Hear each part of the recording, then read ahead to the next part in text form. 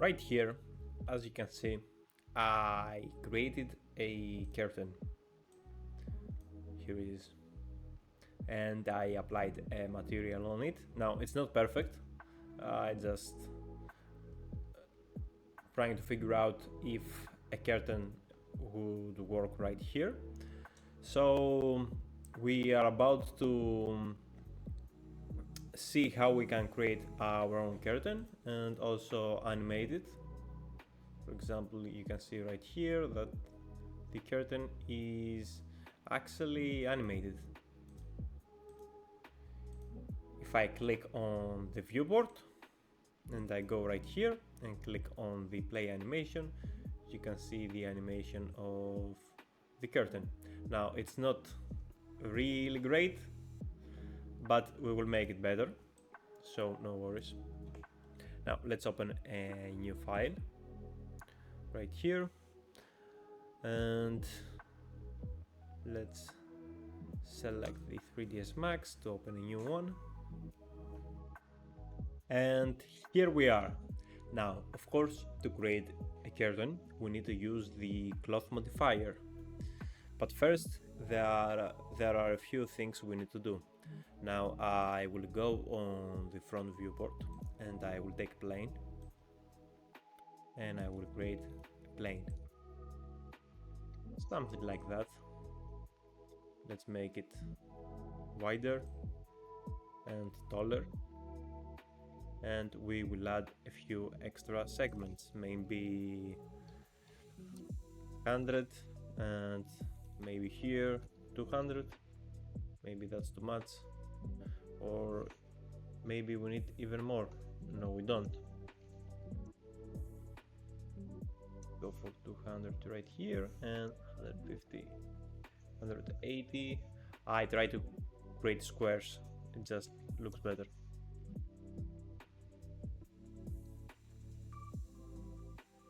Let's go for 300. And right now my curtain is at 2000. Maybe that's too much.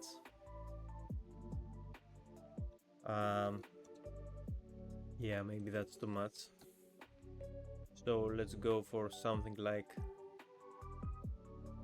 that. 6000. What? Did I accidentally create anything else? No, that can't be right.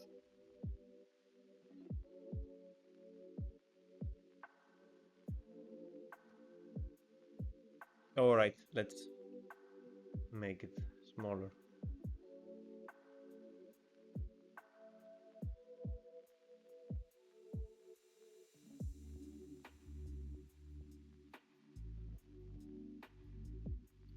Yeah, let's keep it like that, but actually I will make it even lower.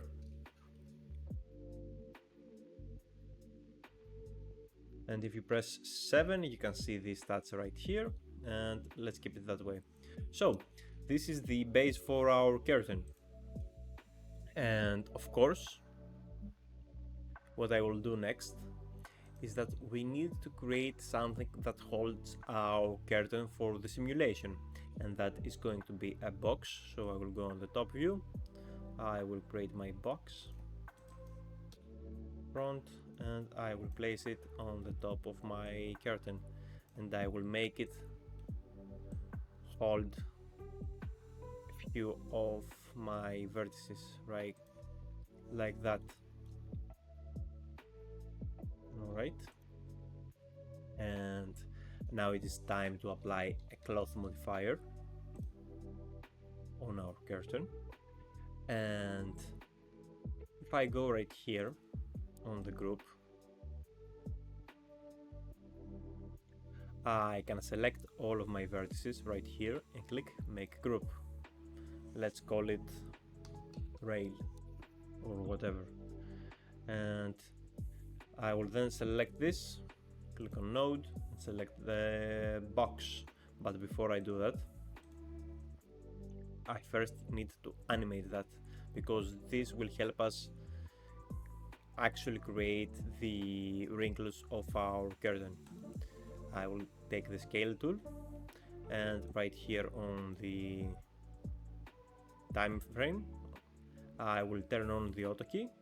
I will slide this all the way to the end, and I will make this shorter, and this will result to an animated box like that. You can see the animation, and the reason I did that is because right now I can go on the group of the cloth, sorry, and click on the node and select my box, and right now the curtain is attached to this box and its movement.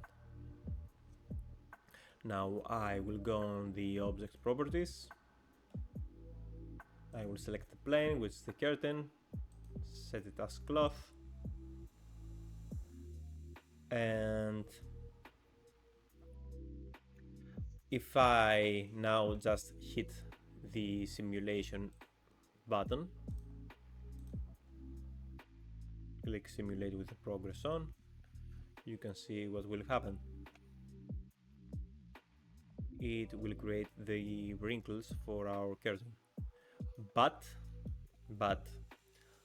I don't want my curtain to be straight down. I want to be windy. So in order to do that, let's just erase the simulation. In order to do that, we need to add an actual wind simulation.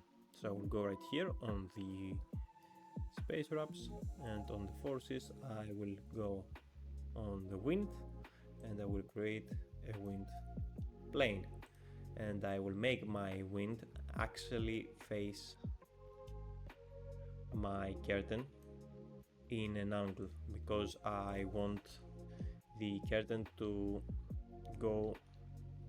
be blown from that angle. All right, something like that. And I will go to the wind options, and right here we got the strength. Let's leave it as it is. And the other important part is the frequency. Let's set it to 0.1 or 0.2, and the turbulence I will set this to 0.15 maybe, I'm not sure, but we will see. All right, and now I can go right here and add my wind to my simulation. And if I click simulate right now,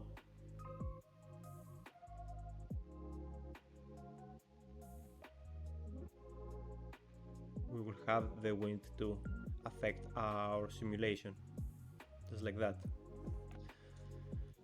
And let's see the result. Now, it's not the best if you ask me. It's good, but maybe we can do better. So I will erase the simulation, and I will go right here on the time configuration, and I will set the end time to 300 frames maybe. All right, and right here we have the wind. All right, and maybe we need to change the scale to 0.5. Strength, make it a bit bigger, stronger, and maybe even rotate this a bit, just like that. And yeah, I will go right here and I will simulate this again. Let's see the result.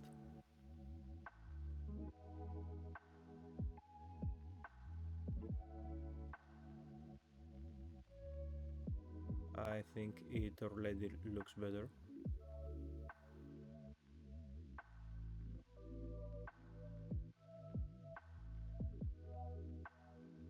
But I forgot to do one thing here, and that is that I need to enable self-collision for this curtain. So where is this option? Let's see.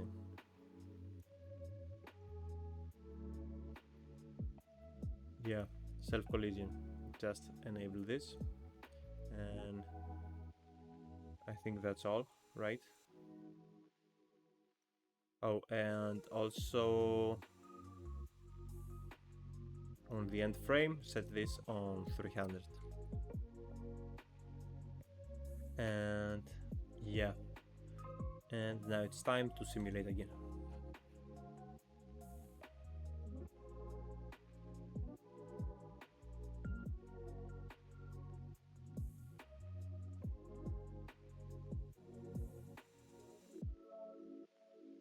Let's see if the self-collision object option worked. It looks like it worked. Yeah, it definitely worked. So let this render.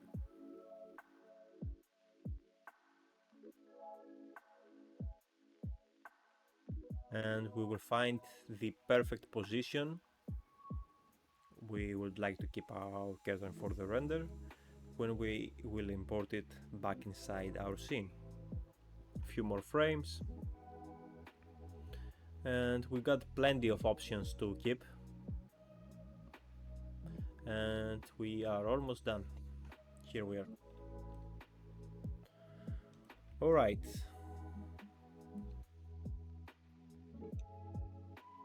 Let's see what's the best option. So we are going to be seeing the curtain from this side. So we have to look at this like that. And I would like to keep something like that maybe. But we also, I just remembered, we also need to add a floor. So let me show you right on the next video how we can add a floor. This was a preview from our interior visualization course. If you want to learn more about creating photorealistic interiors in 3ds Max, then visit meshmastery.com/interior visualization and enroll today.